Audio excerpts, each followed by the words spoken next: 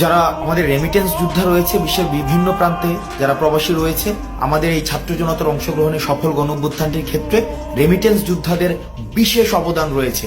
আমরা দেখেছি রেমিটেন্স যোদ্ধারা আমাদের সমন্বয়কদেরকে যখন বিভিন্ন আইনশৃঙ্খলা রক্ষাকারী বাহিনী ধরে নিয়ে যায়, তখন তারা স্বপ্রণোদিতভাবে রেমিটেন্স শাটডাউন কর্মসূচি পালন করে, যেটি ছাত্র জনতার, ছাত্র নাগরিকের অংশগ্রহণে গণঅভ্যুত্থানটি সফল করার ক্ষেত্রে বিশেষ ভূমিকা পালন করে।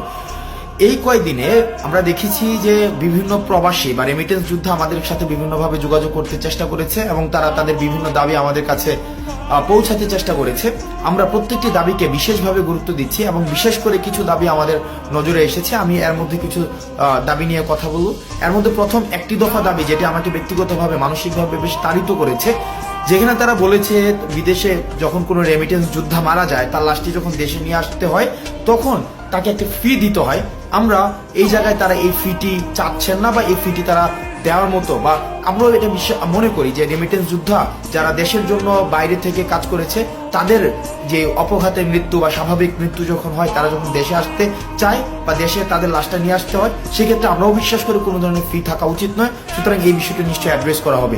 দ্বিতীয় যে একটি গুরুত্বপূর্ণ বিষয়, সেটি হচ্ছে প্রবাসীরা যখন দেশে আসে, এয়ারপোর্টে তাদের নানাবিধ হয়রানির শিকার হতে হয়, তাদের তৃতীয় শ্রেণীর নাগরিকের সেখানে মর্যাদা দেওয়া হয়। আমরা চেষ্টা করব এই বিষয়টিকে খুব দ্রুত সময়ের মধ্যে অ্যাড্রেস করা, তাদের জন্য যথাযথ মর্যাদা নিশ্চিত করা হয় এবং বিদেশ থেকে তারা যেসব জিনিস নিয়ে আসে সেগুলো যেন যথাযথভাবে খুব সেফলি তাদের কাছে হস্তান্তর করা হয়।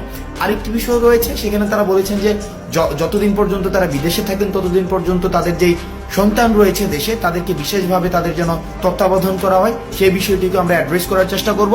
এবং আরেকটি বিষয় রয়েছে, তারা যখন বিদেশে যেতে চায়, বিদেশে যাওয়ার ক্ষেত্রে তাদেরকে কর্মসংস্থান ব্যাংক থেকে যে ঋণটি নিতে হয়, সেই ঋণটি নেওয়ার ক্ষেত্রে বিভিন্ন ধরনের জটিলতা সেখানে রয়েছে। সেই জটিলতা নিরসনের জন্য তারা চাচ্ছেন আমরা যেন সেই বিষয়টি নিয়ে কথা বলি এবং জটিলতা নিরসনে যেন যথাযথ পদক্ষেপ নেওয়া হয়।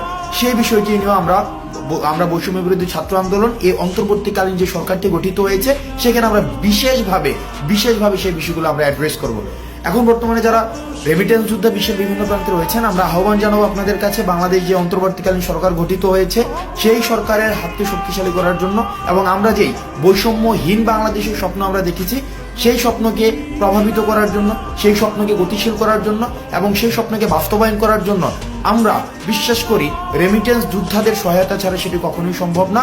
আপনারা রেমিটেন্স যোদ্ধারা যারা বাংলাদেশকে ধারণ করেন, বাংলাদেশকে বিশ্বাস করেন, যারা বাংলাদেশের এই যে অগ্রযাত্রাকে এগিয়ে নেওয়ার ক্ষেত্রে বিশেষ ভূমিকা পালন করছেন, আপনারা আবার আগের মতো যেভাবে রেমিটেন্স সরবরাহ নিশ্চিত করার মধ্য দিয়ে বাংলাদেশকে স্বনির্ভর করেছেন, সেভাবেই আবার রেমিটেন্স সরবরাহ আপনারা নিশ্চিত করবেন।